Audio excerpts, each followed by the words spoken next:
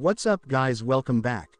This is Anime Crossover. You'll be watching What If Naruto Was Almost Killed by Goku Part 7. Now, let's begin.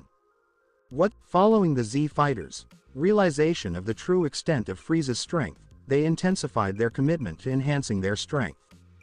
Gravity rooms reached maximum capacity, extensive image training was conducted, and even Goku surpassed 100,000, exceeding his established canon of 90,000. The extensive training persisted up until today, the day the spaceship was set to arrive at Namek, and all training had ceased. Your Majesty, may I inquire how much longer until we arrive? Nappa expressed a sense of confidence in himself at that moment, having witnessed the encounter between Frieza and Naruto. He proceeded to engage with the hologram-coded android T. Nappa exerted himself to the limit, driven by the intensity of Frieza's strength. His Saiyan instincts ignited, prompting a resurgence of improvement after many years of stagnation. We will arrive in 10 minutes. Bulma responded from the cockpit, ensuring that the spaceship was securely parked in a safe position, high above the ground. The Z Fighters experienced a mix of relief and stress upon learning that, despite everyone's efforts, it was the Saiyans who demonstrated the greatest improvement. The population of humans was approximately 15,000, with some slightly below and others slightly above that number. However, none matched the growth experienced by the Saiyans. We did not achieve the same level of improvement as your team. Even Piccolo has progressed at a much quicker pace than we have. Yamcha tilted his head back in frustration, prompting a firm grunt from Piccolo, who was now approaching nearly 80k. Tien chose to overlook the situation. He was somewhat of an outsider as well. However, in reality, he was just slightly below Krillin, appearing more human than alien, it seems. The central members of the group displayed a range of emotions. Nappa exuded pride, Gohan appeared anxious, Naruto maintained a composed demeanor, and Goku radiated excitement. I believe that your species is nearing its threshold. I can sense it, as I too am approaching my own limits. With determination, Naruto articulated his insights. I reached 1.5 million a few days ago, and I sense that my growth potential may be nearing its limit. I am uncertain about its current status. Is it at 3 million? 6 million? 10 million? That is approximately where my progress as a regular Saiyan will reach its limit. Despite all his training in the otherworld, gravity room, and time chambers, base Goku remained no match for a Namek Arc Frieza, as noted by Beerus. In Super, even after Goku acquired God Ki, his base power exhibited significant fluctuations. This phenomenon has been theorized to occur because he occasionally utilized God Ki in his base form, while at other times, he did not. While not explicitly stated, the manga clarified that Goku indeed possessed a regular base, as many of his fights and transformation choices became logical when this was taken into account. I have come to a clear understanding of my limits, which highlights the extent of Broly's absurdity. Broly may not be continuously evolving like his previous incarnation, yet his power remains extraordinary. To engage in battle as he did, he must possess a base power of at least 100 million. That was 10 times greater than what Naruto perceived as his limit, rendering him powerless. Broly's status as the legendary Super Saiyan is well deserved. It was not merely his transformations or his fury, rather, it was his inherent strength, representing the pinnacle of what Saiyan biology can achieve without evolving into an entirely different species. I am aware that my growth has started to decelerate. While I have not fully reached my goals, I am approaching them. Tien remarked after a prolonged period of uncomfortable silence, as they all felt quite disheartened about being left behind. Despite their efforts, there was nothing they could do to change the situation. This was the root of their sorrow. However, sadness was absent in Goku's presence. I believe you all possess significant strength. Regardless of your slow progress, Krillin, you have yet to hit your limit, correct?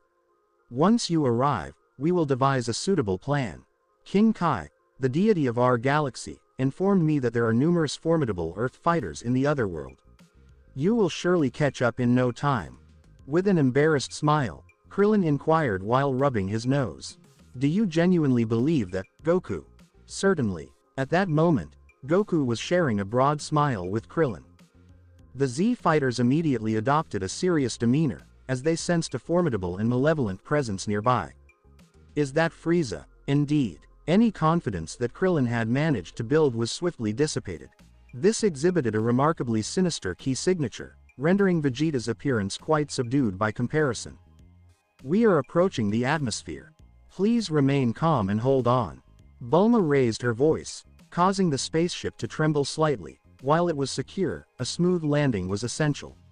Taking a deep breath, Naruto rose from the sofa, his eyes scanning the Z fighters, and what they perceived from his gaze was confidence. This instilled confidence in the others as well. Naruto, being their strongest fighter, assured them that if he was prepared to confront Frieza, they could also provide their support. With that thought in mind, each Z fighter rose from their seats. Naruto cast them a final glance. If Guru unlocks their potential, these individuals will attain the ultimate enhancement they will ever experience. The situation may deteriorate further unless they acquire the necessary skills to utilize that effectively. The spaceship jolted once before coming to a halt after considerable turbulence, prompting Naruto to promptly inquire with Bulma. This situation is unusual. Could you explain what occurred? Bulma responded from the cockpit, her voice tinged with irritation. An individual has assaulted the ship. Ahem. Naruto. He has arrived. With a swift motion, Naruto opened the door and exited, followed closely by the Z fighters, as they encountered a man with red hair who appeared human. Rikum. Spat Naruto, a member of the Ginyu force, was present. Kakarot, are you sensing that? Inquired Naruto in a subdued tone, as he found himself engaged in a staring contest with Rikum, who was simultaneously striking poses and delivering taunting glances. During this time, Naruto aimed to devise a plan. They were clearly exposed. It had to be Vegeta's influence, as the Ginyu force should not have been present, let alone actively searching for them. Indeed, there are numerous individuals arriving here, many of whom possess considerable strength. Goku acknowledged the presence with a serious expression, sensing that one of them possessed a significant strength advantage over him. The others may not be as significant, but if they are combined, he could encounter difficulties. Ginyu Force. Rikum. As Rikum concluded his introduction with a final shout, Naruto recognized that an attack was imminent. However, Bulma had not advanced sufficiently, and there was still no strategy in place for their next move. He required a strategy to divert Rikum's attention temporarily. Rikum, what brings you here? Nappa inquired after observing Naruto's discreet gaze, while Rikum grinned broadly at Nappa's remark, but before he could respond, Nappa swiftly approached Rikum and delivered a powerful punch to his face, resulting in the loss of several of his front teeth. Naruto took this opportunity to gesture towards Bulma, indicating the direction from which the large power levels were absent. She has departed, and our transportation home is secure. Let us proceed. The Z fighters descended to the ground after Bulma piloted the spaceship away, eliminating the need for them to encircle the vessel for protection. Naruto's words received unanimous approval, and now that they had returned to the ground, the Z fighters prepared for the next steps. The adversaries were present. 4 figures advanced swiftly towards their location, and without delay, Nappa was struck with a powerful kick to his abdomen by a blue blur. I am quite frustrated. Coming to an abrupt halt, Nappa grimaced as he rubbed his stomach, clearly frustrated, though he was not significantly injured despite the unexpected turn of events. Nappa glared at the blue blur known as Birder, growling as he disregarded the other members of the Ginyu force, who had regrouped. Rikum appeared to have recovered sufficiently to join the fray as well. With a grin that revealed less than full enthusiasm, the man presented himself as if he were impervious to pain. Nappa was determined to ensure that he would break the remainder of his teeth as well, testing the limits of that attitude. Nappa, please return. However, his intentions to swiftly confront Rikum were thwarted when a voice summoned him back. Nappa received instructions from Naruto, sensing Nappa's desire to confront them independently. Although Nappa could typically manage this on his own, his recent enhancement suggested he was more than capable of doing so now. However, the issue at hand was the presence of Ginyu. He was not only significantly more powerful than Nappa, but he also possessed the ability to take over bodies. Indeed, my king, joined Nappa and returned to the group, positioning myself to the right of Naruto, while Goku was on my left. Ginyu allowed the situation to unfold with satisfaction, as he required a live audience for their introduction. I assume you are the newly appointed Saiyan King. It seems you have a rather harsh demeanor, don't you? Vegeta presented a rather unfortunate appearance upon his return to base. Ginyu expressed his satisfaction with a broad smile, pleased that Rikum had located the Saiyan King, as they had been assigned the objective of neutralizing him. Vegeta's arrival and subsequent actions generated significant attention within the Frieza force, prompting Frieza to take action himself. A legend was purported to be the cause, yet Ginyu remained uncertain. With his hands folded in a clear disregard for Ginyu, Naruto lifted his head and regarded him with a disdainful gaze. Excuse me. Ginyu experienced an immediate sensation of chill coursing through his body. The characteristics of his race indicated that a superior body was within reach, prompting Ginyu to become immediately cautious. However, if he excelled in any area, it was concealing his true intentions. His species possessed inherent instincts that enabled them to launch surprise attacks on more formidable adversaries. It seems you prefer to keep things concise. It is unfortunate that I am informed I provide excellent companionship. I would appreciate the opportunity to demonstrate this. Indeed, Captain is an excellent company. Geese repeated with a smirk, unaware that his captain had already sensed a threat from the king. Geese was merely attempting to intimidate Naruto. However, this was not their typical operation.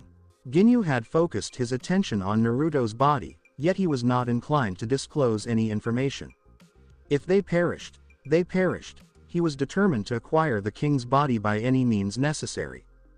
Body snatchers, an intriguing and unusual species. Naruto narrowed his eyes in contemplation, fully aware that neither of them realized he didn't require verbal communication. He understood Ginyu's intentions the moment they formed in his mind. There was no possibility of Ginyu successfully executing a sneak attack against him, nor could he prevail against anyone else now that he was present. So, Vegeta and the frog aren't around to help Goku get his body back, huh? And Naruto's not keen on having a budget version of Goku Black popping up just yet. We've got to put a stop to Ginyu before he causes any trouble.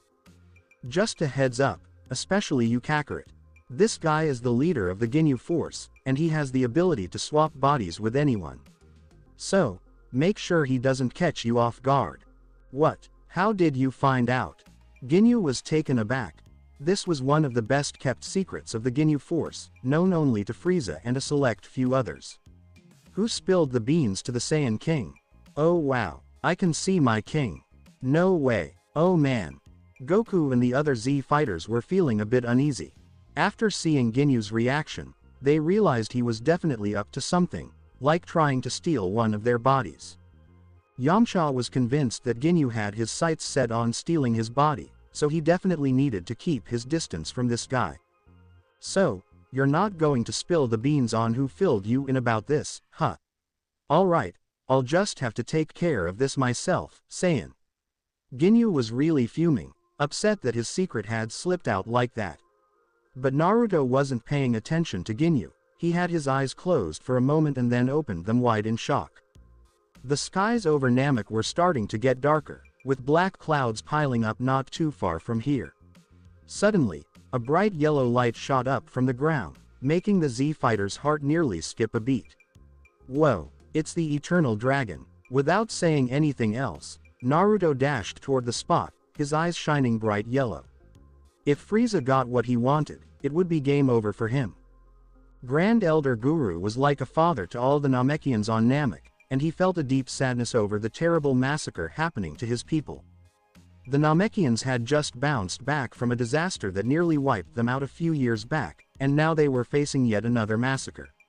But that wasn't the only thing going on. The enemy was after the Dragon Balls, the very ones he created. That's why they were facing such a massacre, and it really weighed heavily on Guru's heart. The screams of his children rang in Guru's ears, but he was so old that he could hardly speak, let alone move. He could sense the enemy getting closer. There weren't many left, just a handful of people and a few kids who had managed to survive. We're not giving you the Dragon Balls, no way. You monster. Swish. Another child fell, and Guru had seen a lot, but he could never really be ready for the complete extinction of his race, no matter how much experience he had. Nail, his personal guard, was out there trying to fend off the enemy, and the last anyone heard from him was about half an hour ago. Guru was really worried about what might happen. Boom. Suddenly, the front wall of Guru's house exploded, and the debris struck Guru, causing him a lot of pain. "Oh wow, I'm really sorry about that." A thin, distinctly evil voice chimed in with a polite tone. It sounded almost like an apology, but the dead Namekian lying behind him told a completely different story. Guru slowly opened his eyes and caught a glimpse of his killer. Even though the aggressor was short, there was nothing about him that felt less threatening to Guru. "So, what brings you here, outsider?" The Guru spoke in a deep voice, his age evident in the way he talked, but Frieza wasn't bothered by it at all. He had a polite smile and a gentlemanly vibe that showed off his manners, but his actions told a different story. "Namekian, I'm Lord Frieza, and I've come looking for the Dragon Balls. I heard the last one might be with you. Could I get that? I'm really curious about making a wish." Guru's fears were becoming a reality. The man actually showed up for the Dragon Balls. He might have a polite way of speaking, but just one glance at him would make anyone think differently. Frieza's henchmen had some Namekians who were barely hanging on, and the kids. Well, a lot of them had already passed, with just a few still clinging to life. Frieza was standing there, gripping a half-dead guy with spiky hair behind him. His tail was wrapped snugly around the guy's throat, but somehow, the man was still hanging on to his consciousness. Even when his body was on the brink, he just wouldn't give in. Guru might have seen him as another victim of Frieza, but that dark energy he had. It set him apart. "You can't have the Dragon Balls." Guru knew that sharing this information now would put his entire race in danger, but he just couldn't bring himself to let this evil being get their hands on the Dragon Balls. It was his responsibility as the creator of the Dragon Balls, even though he was hurting from the fact that he had pushed his own race to the brink of extinction with his own actions. After Guru directly refused, Frieza raised a finger and spoke in a voice that was both polite and authoritative. "That just won't work for me. I came all this way for the Dragon Balls, and I can't leave without them. So, what do you think about this, Namekian? For every minute I'm without my Dragon Balls, one of you is going to bite the dust. Go ahead and start counting now." With a smirk, Frieza pointed his raised finger at the frightened child. A pink energy beam shot right through the child's heart, and he gradually lost his breath, feeling the pain as it took over. "You absolute monster. You'll never get your hands on the Dragon Balls. We'd rather die." A death beam from Grand Elder Guru's arms instantly silenced every Namekian. Hearing Guru's pained voice really hit them hard.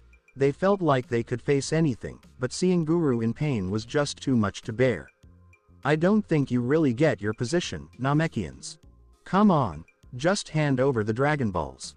Frieza's voice dropped to a chilling tone, and Guru realized this was the final chance the monster was offering them. He was in pain, but he wasn't scared. His only regret was that he couldn't save even one of his people, because after this mess, Frieza would wipe them all out. Guru was getting hit with death beams from Frieza over and over again. Frieza really took his time, pushing Guru to the edge, making every wound hurt like crazy but not finishing him off right away. Frieza was just having a blast torturing him, and for his men, it was nothing out of the ordinary given how happy they seemed about it. But for the peace-loving Namekians, it was just too much, way too much. "That's enough. Hold on." Frieza paused for a moment and glanced at an older Namekian nearby, then his fingers started to glow once more. The elder's hands tightened, and he looked like he was about to beg. "Could you please stop? Please, stop hurting him." Frieza put his finger down, feeling a bit more at ease after being spoken to politely, and turned towards the elder. "Oh really? Are you all set to hand over the Dragon Balls? I get that, but you really can't take any more of our people." Frieza brought his hand to his face and laughed joyfully. "Oh ho ho, could you please bring me the Dragon Balls?" That was all he said, no promises or anything, but Elder Murray clung to that one hope he had left. Every Namekian around had this angry, tragic vibe going on, but no one held Murray back, since this wasn't something Murray wanted to do either. Murray was the one really feeling the pain. Even the Grand Elder Guru just sighed, knowing how soft-hearted Murray was. He couldn't bear the thought of him being killed like that. He probably would have told Murray to let him go, but he just didn't have the energy to say anything. His body was full of holes, and honestly, all he wanted was for Frieza to just finish him off, ensuring the Dragon Balls would deactivate. Murray grabbed the last Dragon Ball that was tucked away behind Guru's seat and took it over to Frieza. When we dropped it along with the 6 collected balls, they all sparkled at the same time. The Dragon Balls sparkled, their glow shining brightly as their magic started to reveal itself. Frieza was really close to getting what he wanted, but Guru just couldn't understand half of what was being said. He had lost a lot of blood and was on the brink of death, but he could still faintly sense the dragon being summoned. I wish I had left this world earlier. Thought Guru felt like life was slipping away, but it was too late, they had lost. His senses were fading, and he could barely make out some distant, muffled voices, seemingly coming from nowhere. Dot and Ray. A clear voice cut through the air, and a sharp pain shot through his chest. His heart felt like it was ripped away. Still, all he had to offer was his gratitude. He could sense that the wish hadn't been fulfilled yet, and with his departure, no Namekian would be compelled to submit. Thanks, stranger. Guru took his final breath with a smile. What's going on? Where did that come from? Zarbon exclaimed, his eyes darting around as his scouter worked hard to pick up any signals. But soon, he was shocked for a whole new reason, because right before them, the eternal dragon started to flash. With a heart-wrenching howl, Purunga vanished, and shortly after, the Dragon Balls turned to stone. Suddenly, the ground beneath Frieza's feet gave way, forming a crater due to the intense energy he was unleashing in his fury. What's going on here? Frieza asked, his face twisted in anger, teeth clenched and tail wrapped tightly around Vegeta's neck, leaving him gasping and struggling for breath. Whoever just took his wish away better watch out, because Frieza is going to make them pay for it big time. He'll take care of it himself. And Frieza could already spot someone in the sky, someone who was coming down. Frieza didn't have to wait too long before he came face to face with someone who made his angry mood turn downright murderous. It's you, the new Saiyan King, huh? It was like a switch flipped. Frieza's anger disappeared in an instant. But those veins on his forehead, yeah, they were saying something else entirely. He was definitely boiling inside. I can't believe you were right there in front of me all this time. Honestly, I never would have thought that the most pathetic of the monkeys was the legendary Super Saiyan, huh? It looks like Vegeta thinks that's what you are. Frieza brought the coughing Vegeta in front of him and then punched him from behind. Ah! Vegeta let out a cry of pain, but he still managed to open his eyes. When he first laid eyes on Naruto, he couldn't help but feel pathetic. It was hard to shake off the feeling of being a disgrace, ending up like trash in Frieza's hands. He was stuck now. No matter how hard he tried, he just didn't have a shot against Frieza. Honestly, he never really did. Naruto, please, kill Frieza, as the Saiyan King. Please, avenge our race. Vegeta's eyes nearly exploded due to his neck being crushed, whether the tears were unintentionally or because to his failure was unknown. But Naruto didn't need to solve this puzzle. He'd known Vegeta long enough to know that the prince simply put aside his pride and begged the new king to put an end to it. Frieza, Naruto said with narrowed eyes. Ending this wasn't only something Vegeta wanted to accomplish, Naruto also needed to ensure Frieza's death. If Frieza survives and truly trains before being found in the android epic, he is doomed. It's too early to fight Golden Frieza, and God forbid Black Frieza, so. Hikoho. A surprise. Hikoho caught the entire army off guard, and Naruto utilized his entire 1.5 million base to fire a fast Hikoho directly at Frieza. What? No. And very soon, Frieza was submerged in it, taken aback by the suddenness of the onslaught. His shouts echoed for a single second before fading away, leaving the whole Frieza army and Namekians dumbfounded. But Naruto wasn't happy. He felt stiff, and perspiration was pouring down his back. My, son, You almost got yourself killed. A frigid voice sounded from beyond the dust cloud, and a tall and short person appeared before everyone's eyes. Shit, Vegeta, you bastard. What did you tell them? Naruto's surprise strike failed, and he was left alone with no backup in sight, fighting both Frieza and King Cold at the same time.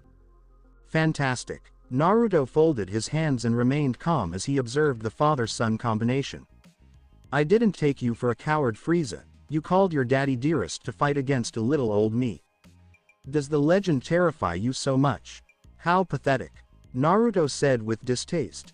Despite his dissatisfaction with the circumstances, he had to keep his attention focused on the game. He is doomed if he makes one mistake. You vile monkey. Frieza stopped speaking in the middle of a sentence and chuckled, veins dancing on his forehead. Your kind is just as crude as always, but then again, what else can I expect from you Saiyans? King Cheel chuckled in a quiet voice, completely agreeing with his son. The legend that my son has been going on about, I came here to see for myself. Are you meant to be a legend? Is this why you were terrified of Frieza? Frieza kept his smile despite his anger-filled veins. Perhaps Vegeta was out of his mind. Father, look Vegeta, is this as your legendary Super Saiyan? This is who you believed would avenge your race, how pathetic. Frieza clenched his fists and leaned down after forcefully flinging Vegeta into a mountain with a flick of his tail. A pinkish-purple energy began to ooze from his body. Naruto had nearly killed him with his previous strike, so Frieza was furious and wanted nothing more than to murder Naruto with his own hands. Do you think you can take me on with such little strength? Well, guess what, monkey? What you see before you is only my first form. A large quantity of energy poured from Frieza, and it began to spread over the region, taking the surviving Namekians and Vegeta with it. Naruto cursed while witnessing the vulnerable Namekians being apprehended and went quickly to save the calm group. Frieza was now protected by King Cold, and Cold was a threat Naruto couldn't ignore. He just wasn't sure if Cold could morph as quickly as Frieza in ROF. Cold had been keeping a watch on Naruto since his last sneak assault, so rather than striking Frieza again, Naruto saved the surviving Namekians first. He wasn't too concerned because he still had his Akari, which had increased in power by up to tenfold since his recent training. 15 million power levels are sufficient to deal with them until one of them is eliminated. Whoosh! After finally removing the last Namekian from the blast's radius, Naruto motioned for them to depart. Frieza had already slain all of his soldiers with this abrupt metamorphosis, including Zarbon. At least they won't have to worry about the military attacking them again. However, the Namekians did not go immediately. Instead, Elder Murray approached Naruto and bowed. Thank you, Saiyan King, said Older Murray, who became the de facto leader when Guru died. Naruto waved at them again. Frieza was almost finished, and Cold was staring at them with interested eyes, indicating danger, a lot of it. Leave at once, and take my companion with you if you can. Naruto pointed at the panting Vegeta and told the Namekians, who nodded reluctantly and hastily picked up Vegeta before fleeing. King continued to look at them weird, then at Naruto. What is the point of this? After we are done with you we will finish them all either way. What if they had stayed? You worms might have fought together. Perhaps that will help you comprehend your place. King coldly replied with a smirk, his words as savage as his aim, and his sentence ended with Frieza's change. Now two second form fathers and sons stood side by side. Naruto let out a sigh. The father-son interaction was unusual. They plainly didn't trust each other yet pretended to. As long as one falls, the other transforms quickly. Naruto's best option was to wait for aid, which is why he let Vegeta depart with the Namekians.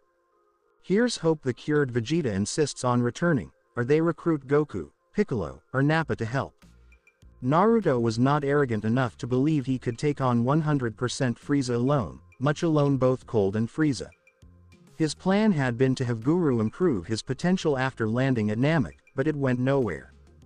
Thud. Unfortunately, giving Naruto time to ponder was not Frieza's game plan. Frieza slapped his big tail on the ground and scowled at Naruto. Are you done gawking at me, monkey? Naruto knew he couldn't put it off any longer. They were ready to act, and happily so was he. Lowering himself into a posture, Naruto's hair began to rise, his eyes began to light yellow, and his power increased considerably. Although King Cold and Frieza were completely ignorant due to their inability to feel ki, they could still see him alter. What is this? Is this the fabled Super Saiyan? You appear distinct from the other monkeys. Frieza said this without concern, unaware that Naruto had already advanced past his second form to somewhere beyond his third.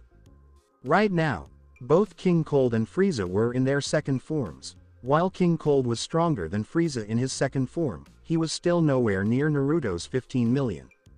Is this the legendary Super Saiyan? Naruto vanished, smirking fiercely, and reappeared in front of Frieza's stunned gaze. Why don't you try it for yourself, Frieza? Frieza's cheek sank as his body ragdolled over the field. King Cold was shocked before being seized by the horns and receiving a kick to the nose. Before he could recover from his brain being jolted, Naruto cracked it instantaneously and took his knee back. Rammed into Cold's face again, his grasp on Cold's horns allowing him to thrash around with no way out. King Cold was now in excruciating pain and doing everything he could to push Naruto away, who was clinging on with all his power. However, when King Cold's activities got increasingly brutal, something happened. Cold's eyes were bloodshot, but he wasn't sure if it was because of his humiliating treatment or because his horns were now shattered and held in Naruto's hands. However, instead of running back to Naruto like Frieza would have, Cold backed away instantly. Is he backing away? He is not like Frieza. He prefers to defeat Trunks through trickery. Cold was a man who was more cunning than a warrior. He would say anything to get your defenses down and then backstab you right away. Wait, Saiyan King. Another blow landed in Cold's abdomen, and his mouth opened wide from the pain, but Frieza's race's tolerance to hurt was unparalleled. Except for Buu, Frieza was the most durable character in Dragon Ball so far. Getting sliced in half from the waist down. He is comfortable with blowing up with Namek without protecting himself. He's alright, but getting completely demolished by SS Sakari Brawly. He's okay. Naruto was not going to be convinced that Cold had done any significant damage before he died. And so Naruto began his beatdown of Cold and Frieza whenever he returned for more. Strangely, this circumstance was strikingly identical to Brawly's rant against Frieza. With Frieza on the receiving end of Akari, Naruto knew this couldn't go long and that one of them would eventually break the game. He fully anticipated King to do this, either by morphing or immediately attacking the Z warriors, but it would work in his favor. All the Z warriors are united against the Ginyu army. Cold will only dig his own grave. Knowing Naruto would just ignore the glitter in Cold's eyes and focus on Frieza more, Cold wanted to go before giving it his best against Frieza. Naruto kept evading Frieza's shower of death beams, which were designed to impair his eyesight and judgment, but he detected Cold rushing straight for the Ginyu power. Finally, now that Goku can handle Cold, that man can absolutely transform further. There is a lot of energy latent in him that he cannot use. When Naruto sought for it, he could sense Frieza and Cold's actual strength hiding within their bodies. Cold was akin to Frieza, as Naruto knew, but what was unusual was that Cold was unfamiliar with his changes.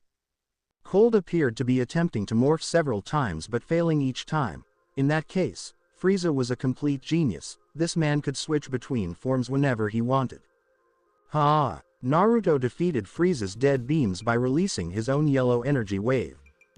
Frieza was once again thrown into a mountain, from which Naruto could detect his energy beginning to rise uncontrollably. He is undergoing another transformation.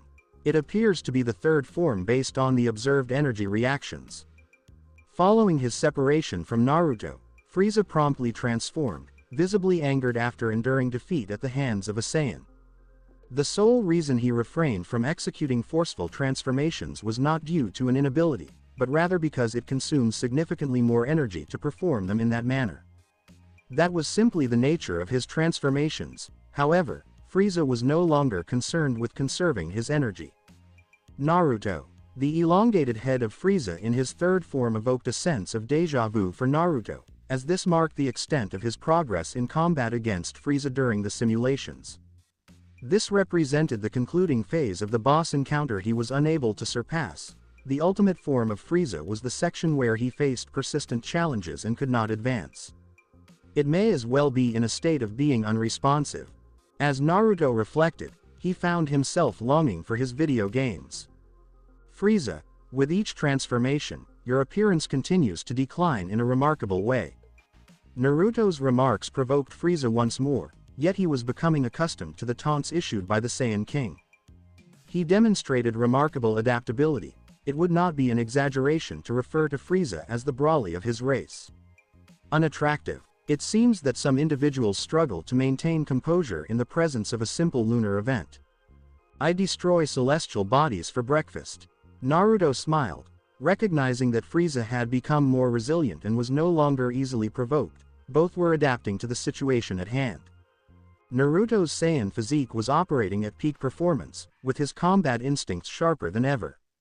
Naruto regarded Frieza with a keen gaze and inquired with interest.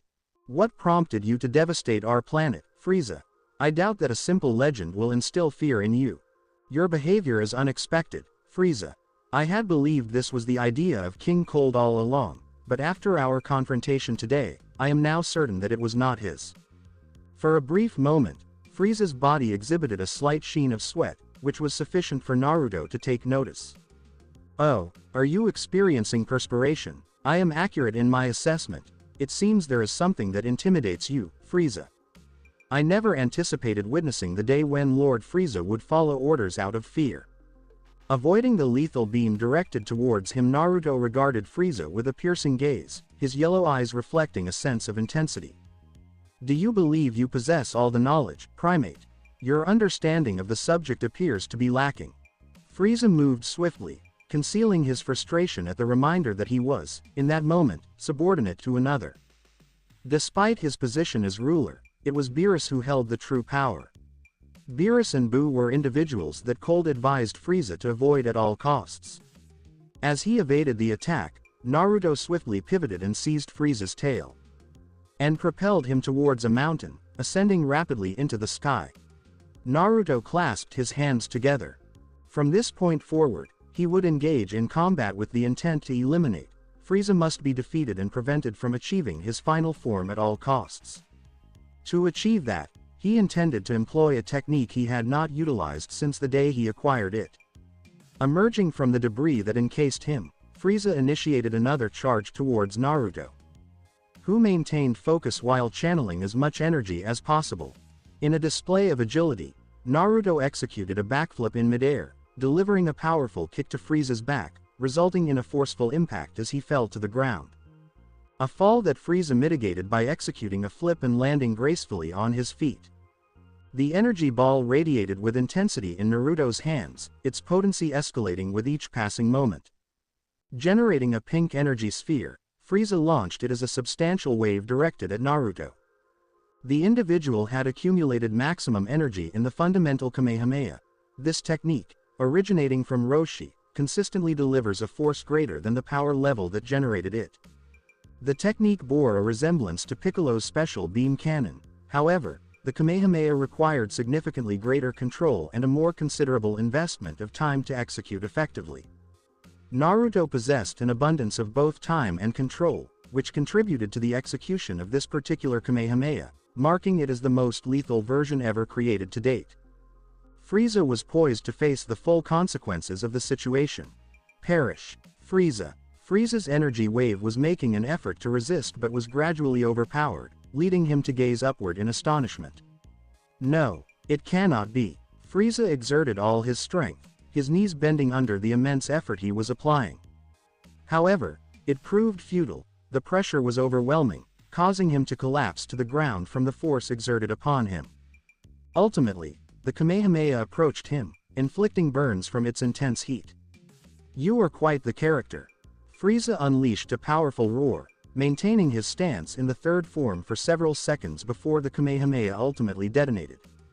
A hemisphere of yellow energy enveloped Namek. An assault of this magnitude would have obliterated Namek had Naruto not detonated his attack on the surface. Naruto was breathing heavily. This had drained him significantly. He had been engaged in battle against Cold and Frieza for an extended period, and sustaining Akari for such a duration proved to be quite challenging. It is hoped that this attack was effective, as Naruto was unable to perceive anything due to the interference caused by the Kamehameha's energy on his senses. However, this should have been sufficient to significantly injure Frieza, if not eliminate him entirely. Naruto remained hopeful, as he was currently quite exhausted. Naruto landed with some difficulty and promptly deactivated his Akari to regain his composure. The repercussions of prolonged combat in Akari were significant, leaving Naruto with limited mobility. Ultimately, exceeding an 8 times boost proved to be an unwise decision. Naruto reflected with a frown. Following his training, he found that while he could exceed an 8 times Akari, it remained quite taxing for him.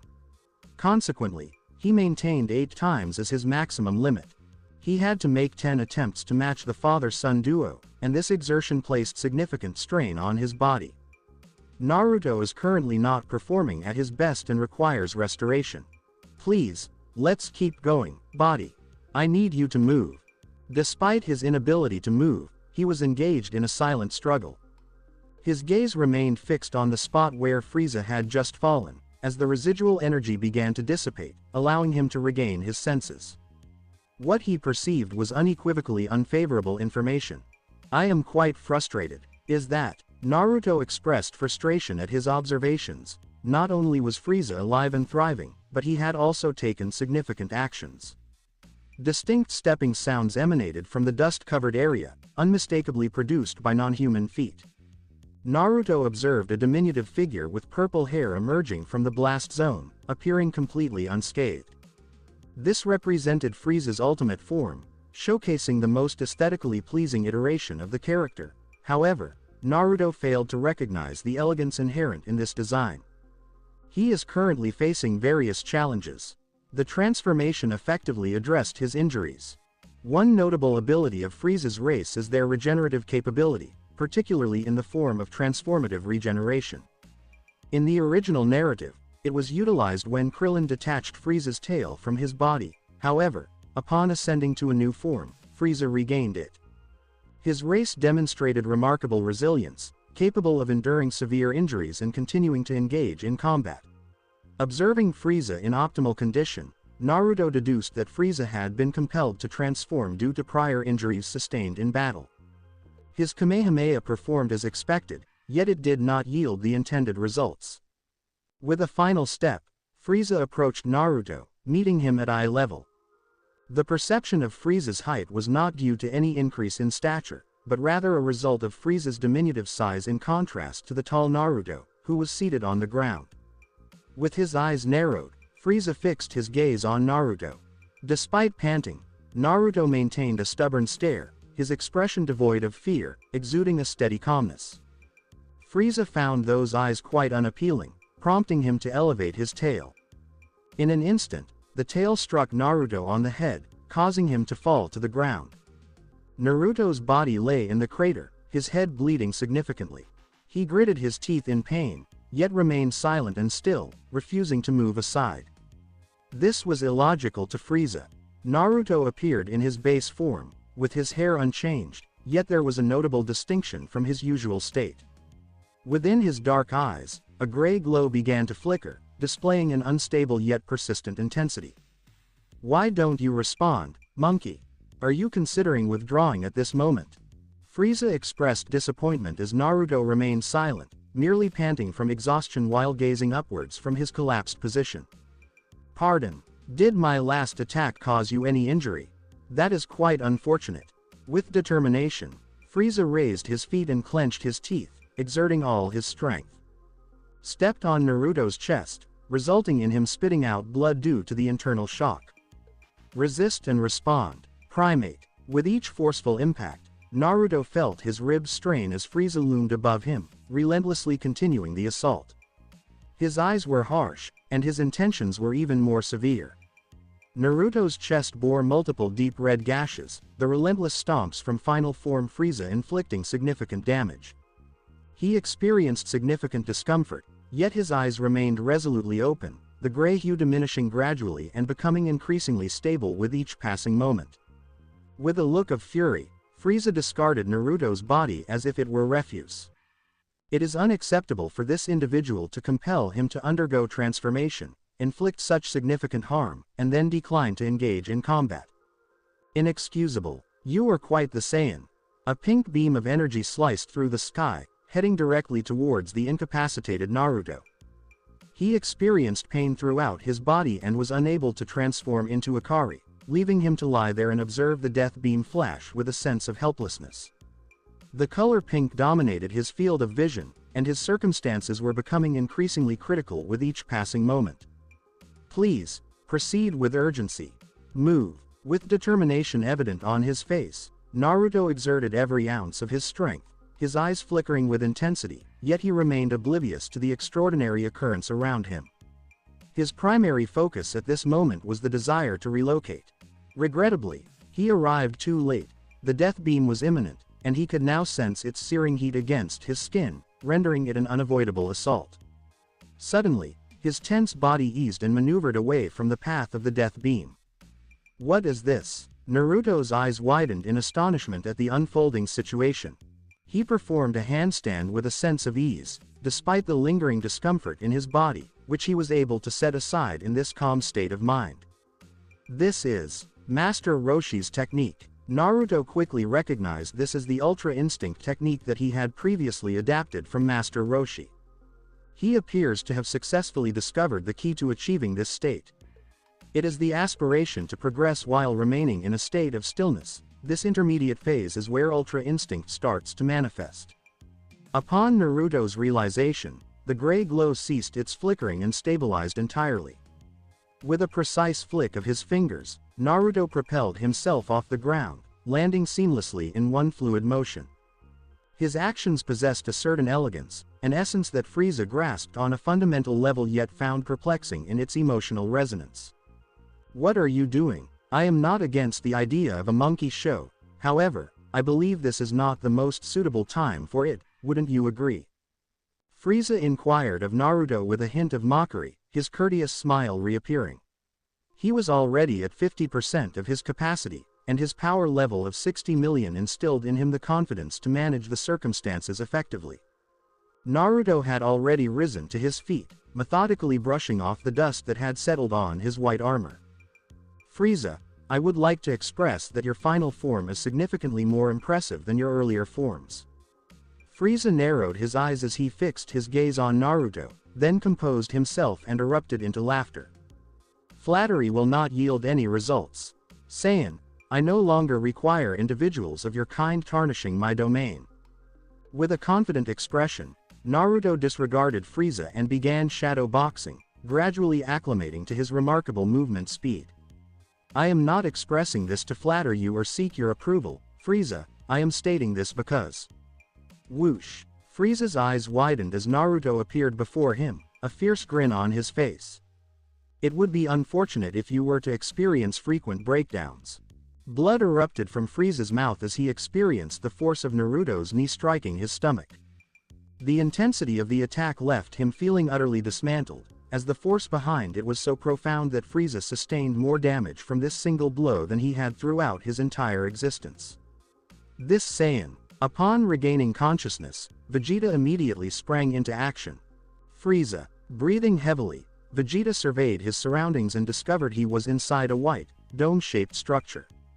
There were several Namekians accompanying him, and it appears that a child among them has just provided him with healing. With a swift motion, Vegeta directed his hand towards the child, gathering a ki blast that caught the attention of every Namekian present, though he remained unfazed. Please provide an explanation of what just occurred. Vegeta's remarks only intensified the Namekians' outrage. It was clear that this individual harbored malevolent intentions, yet they had committed to assisting Naruto in his healing efforts. It is possible that Naruto was in error, as there seems to be no indication that this individual could be a companion of their savior. The child exhibited signs of fear and communicated in a trembling voice. I am Den. The Saiyan King has requested that we provide you with healing. I was in the process of providing you with healing. Den stated that he appears to have remarkably survived the massacre this time. It was not particularly miraculous, as many others had also succumbed in this situation. Reducing his hand position, Vegeta clenched his jaw, feeling a surge of anger at the reminder of his lost royal status. However, he had more pressing matters to attend to than to eliminate these individuals and demonstrate their position.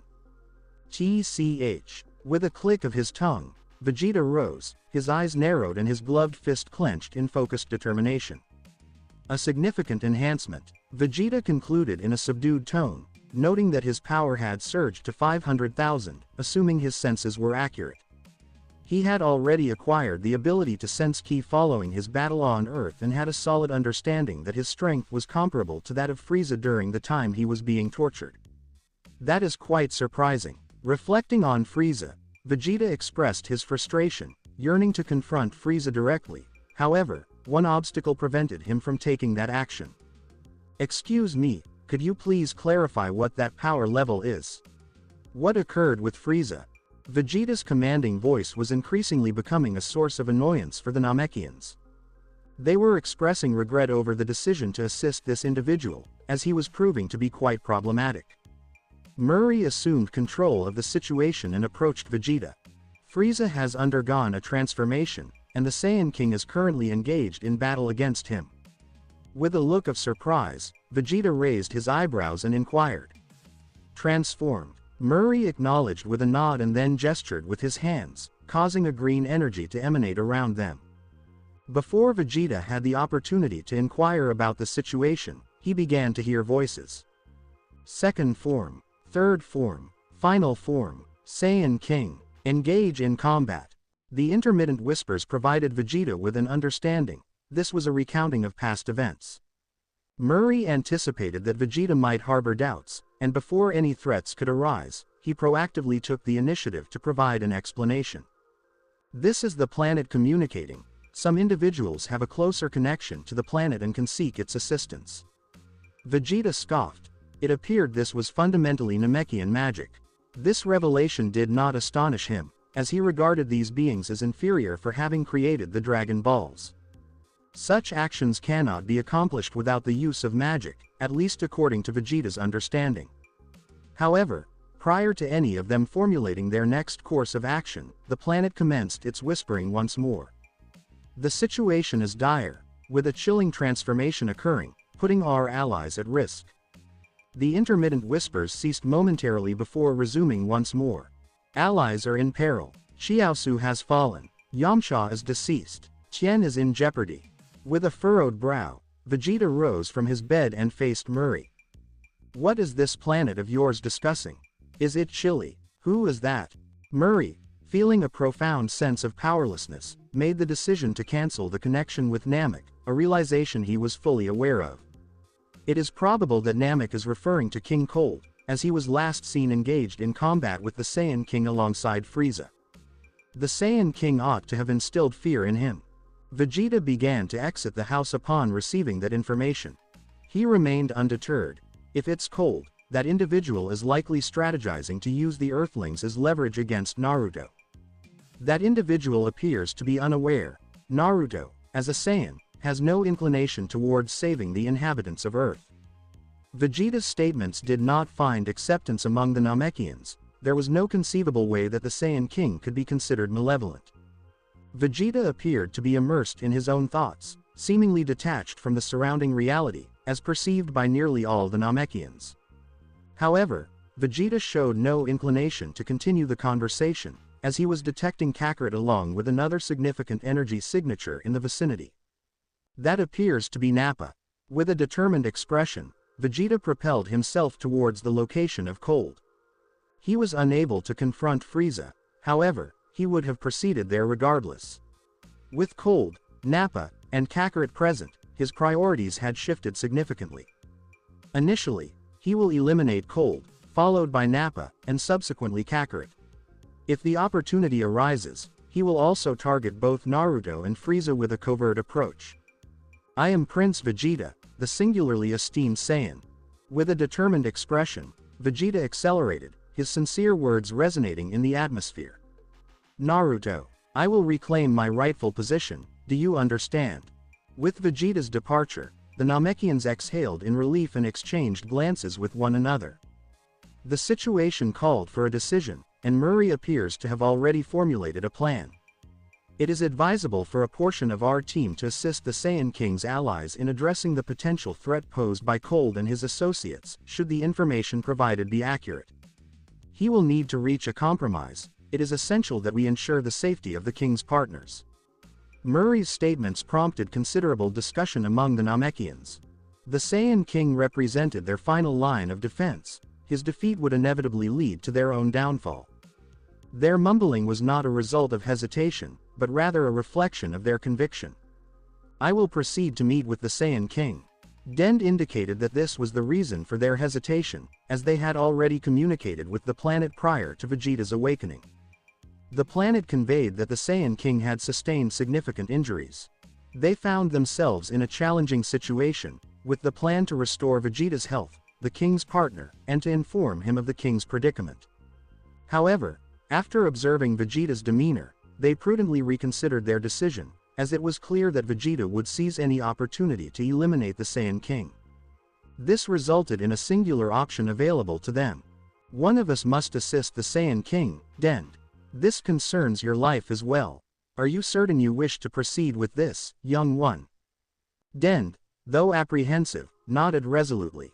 As a healer, he was committed to assisting the King to the best of his abilities. The King was valiantly striving to protect them, and the Namekians were not devoid of compassion.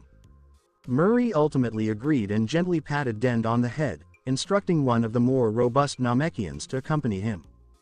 Guri, kindly escort Dend to the Saiyan King. I will handle it, Guri stated, after which the remaining group made the decision to proceed towards Cold. They also had a healer who would endeavor to ensure the King's partners remained alive for as long as possible. Chiaosu. Tien held Chiaosu's charred body. A significant wound had been inflicted, and he was lost permanently. Tien experienced a surge of intense emotion as he held his best friend's body, his anger palpable and overwhelming. While it may not have been a power enhancement akin to what a Saiyan might experience in such circumstances, it was certainly providing him with a significant surge of adrenaline. You are quite unkind. Tien glared at Cold, but Cold remained indifferent to Tien's fury, having transitioned from his second form to his final form. Are you addressing me? Cold turned to Tien and smiled. He no longer feared these insects. As a prudent individual, he had ensured that he transformed fully into his final form before arriving here. Did he hold significance for you? It is unfortunate. I would have ensured he received a complete body had I been aware of the circumstances.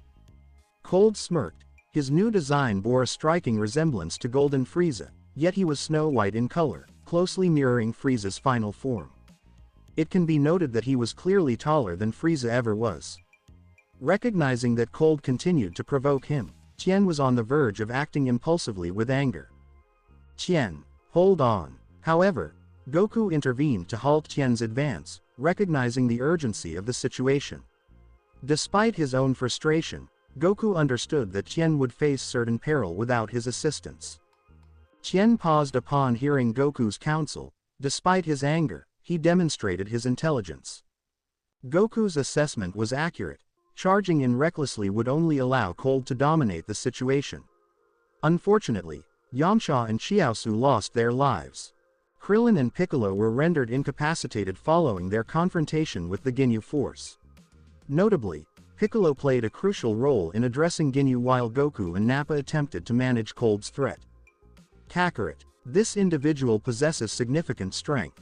Nappa, with perspiration streaming down his cheek, acknowledged his awareness of Cold, but now he could perceive the true extent of Cold's strength, which significantly altered his perspective.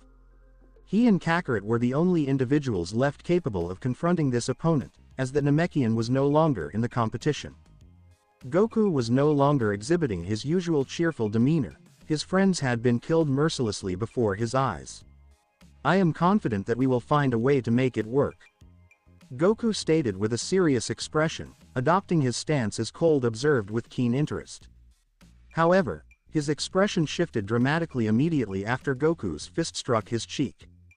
Boom! Cold was unexpectedly taken aback by Goku's assault. A Kaioken ×4 enhanced strike at 100k failed to inflict any damage on Cold, yet he was still propelled backward by the sudden onslaught. Goku smiled with a hint of tension upon realizing the minimal impact of his attack. Proceed. Nappa quickly advanced towards Cold after instructing Tien to take his position. However, it became evident that Cold was not Frieza. Shoo! Nappa gazed down in shock, noticing a gaping wound in his chest. What is the matter? He stumbled down and collapsed face first onto the ground, his heart struck by a lethal beam. Nappa! Goku expressed his astonishment, his head turning sharply towards Cold, who approached with a visibly furious demeanor. Cold lifted his fingers, and they immediately gleamed. Utilizing his extensive experience, Goku adeptly evaded the attack, with his Kaioken technique preventing a fatal blow to his heart. Cold relentlessly launched his attacks while Goku skillfully evaded the lethal beams directed at him, employing a range of maneuvers to ensure his safety. King Cold had reached his limit with Goku's evasive maneuvers.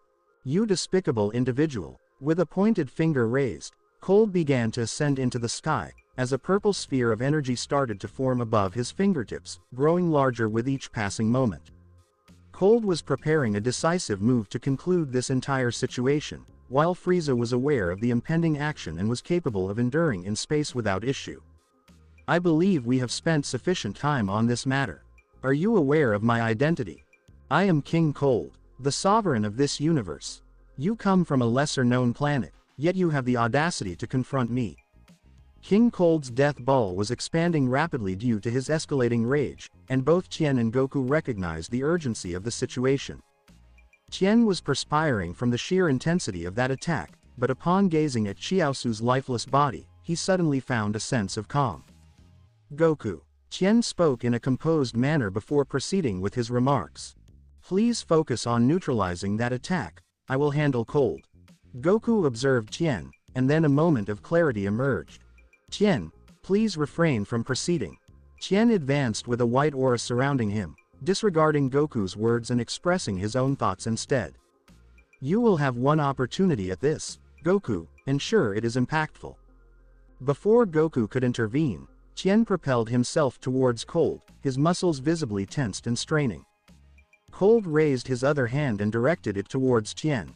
The death beam penetrated Tien's torso, yet rather than collapsing, he shouted out in defiance. The white aura surrounding Tien intensified as he advanced towards Cold at his utmost speed. Cold appeared unfazed and continued to unleash additional death beams. Tien's hands, legs, and ears were all severely injured, yet to Cold's astonishment, he continued without hesitation. What is happening? Cold exclaimed as Tien was now within arm's reach. He was perplexed by how Tien had managed to arrive here so quickly despite the considerable challenges. One would have expected him to have collapsed along the way. Tien, exhibiting red blood vessels in his eyes, had arrived at Cold, exerting the utmost strength he could summon. He engaged Cold in a four-armed embrace, a gesture that would have incapacitated any other individual, yet Cold himself was merely taken aback by the unexpectedness of it. Tien was not disappointed. He had not anticipated any outcome from this initially. His true strategy was something entirely different. This is dedicated to Chiaozu. Goku, proceed with the task. At that moment, the world illuminated for King Cold, as Tien radiated a brilliant light, his entire form shining with intensity. Cold could scarcely discern the Saiyan charging in with fury, but before he could take any action to intervene, he heard it. Tien and Chiaozu developed a self-destruct technique for emergencies, and although they hoped it would never be necessary, Tien was currently employing his version. It transformed all of his body's energy into a Kikoho blast, representing the full extent of Tien's potential in a singular display. All aspects of his body and ki were ignited in a concentrated and lethal assault. The energy had no alternative route for release and was intended to dismantle whatever Tien was grasping. Given the substantial yellow sphere of energy that enveloped the skies, it is evident that Tien's attack had been successful. Goku had effectively fulfilled his role by breaking through the death ball with Kaioken, yet his demeanor was notably displeased. Tien had self-destructed in front of him, Nappa was deceased, Chiaozu and Yamcha had made the ultimate sacrifice, Gohan and Piccolo were incapacitated, and he felt powerless to intervene. He was experiencing significant frustration with himself and his lack of ability to engage in the fight. Tien, descending from the skies, Goku touched down on the ground and observed the yellow orb of energy gradually diminishing. He was conducting a search for King Cold's energy when, unexpectedly, "Please cease your actions." Cold struck with precision, inflicting burns across his skin as he delivered a powerful blow to Goku's midsection. Goku did not recoil from the punch this time, as all the force was absorbed by his now missing stomach. His eyes widened, yet he maintained his grip on Cold's arm with determination. Goku was clearly straining himself in an effort to push Cold away, gripping with all his strength, yet his lower body had become immobilized. Cold observed Goku's ineffective attempts with a slight smirk and raised his other hand, directing his finger precisely at Goku's forehead. "Farewell, Saiyan." Goku's eyes widened, and his body emitted a red glow, yet Cold's hands remained remarkably steady. Goku clenched his jaw and then unexpectedly lifted his head and Cold was both astonished and extremely frustrated. This unpleasant monkey had just bitten his finger. He sensed the moisture on his skin, which ultimately led him to a breaking point. After unleashing a powerful energy discharge at Goku, Cold observed his finger, which was dripping with saliva, a clear indication of his frustration. Goku had been propelled a considerable distance from the explosion and was now on the ground, breathing heavily in discomfort. "I have successfully accomplished it." Goku maintained his composure and shared a laugh while striving to lift his upper body. He comprehended Naruto's sentiments regarding the unfortunate experience of having a hole punctured through oneself. This brings to mind a particular experience with Piccolo. Experiencing humor amidst discomfort, Goku made an effort to ascend, demonstrating his determination to persevere. Goku's focus was drawn to the tail strike that Cold executed against the ground. The ground now featured an additional crater, and a visibly irate Cold was preparing to unleash a significantly powerful ki blast at Goku. He appears to be maintaining his distance after getting saliva on his fingers, which does not bode well for Goku either. Kaioken. Goku attempted to execute the Kaioken technique but quickly encountered failure, resulting in him spitting out blood. His injured physique was unable to withstand the demands of the Kaioken. "Please, just once more. Once more, please." Goku expressed his concern, as he found himself in a precarious situation with the energy ball already launched towards him by Cold. Cold was not inclined to offer this Saiyan any further opportunities. Cold's attack was advancing directly towards Goku, who was making an effort to maneuver away using his elbows in an attempt to escape the range. However, the speed he possessed was insufficient, and his hands were beginning to lose sensation. In response, Goku leveraged the circumstances to enhance his creativity, as he is known to do. After preparing himself, Goku opened his mouth and began to focus. Came. A compact sphere of blue Kamehameha energy began to coalesce within Goku's mouth. He was imitating Naruto and Nappa's mouth blast for this, as his hands were injured and his legs were paralyzed. Goku was utilizing the only option available to him. His cheeks were starting to swell, and a blue light emanated from within them. After his cheeks swelled up significantly, Goku observed the blast with a humorous expression and opened his mouth wide. Goku unleashed the Kamehameha wave, directing it forcefully from his mouth towards the purple energy sphere. Commenced engaging with the entity, attempting to repel it. Cold observed the spectacle with a slight smirk and extended his clawed hand, utilizing telekinesis to propel his attack forward. The impact overwhelmed Goku almost immediately. However, he utilized the sheer recoil from the clash to maneuver his injured body out of harm's way. Once again, Cold failed to land a hit on Goku due to the latter's cleverness. Goku, though exhausted and in considerable pain, maintained a smile on his face. He lifted his head and regarded Cold with one eye partially shut. That eye had sustained an injury from a sharp rock and was presently bleeding. Goku was making another attempt to rise, and his persistent efforts were beginning to yield results. His hands were regaining a degree of awareness, sufficient for him to elevate himself slightly, though this proved to be of little assistance. Not at all. He possesses considerable strength. Exercise caution. Unexpectedly, Goku let out a half-tired laugh, while Cold regarded him with a look of inquiry. Was this Saiyan advising him to exercise caution regarding his own well-being? "What are you discussing, Saiyan?" Cold's statements warranted a singular response. A yellow energy flash erupted above Cold's head, immediately enveloping the area in a hemisphere of pure energy. The individual responsible for that attack was soaring through the sky, with their tail securely coiled around their waist. "Dad, are you okay?"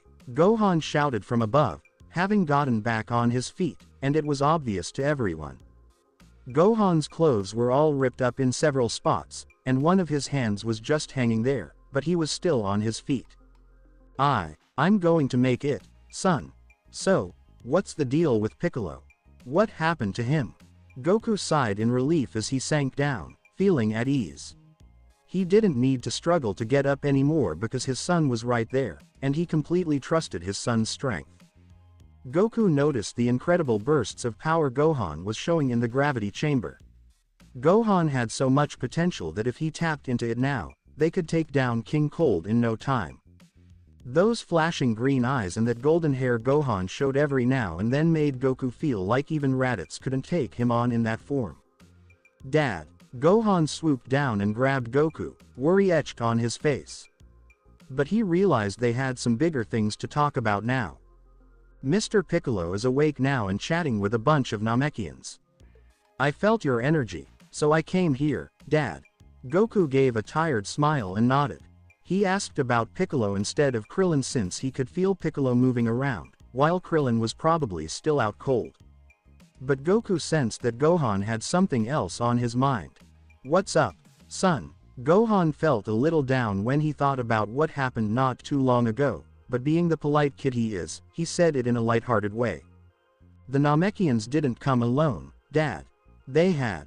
So, I came with them." "Got anything to say about that boy?" An arrogant voice interrupted Gohan, making both him and his dad glance up.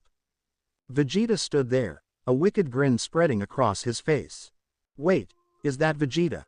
Goku thought to himself. He had heard about Vegeta from his brother and Nappa, but this was the first time he was actually seeing him in person.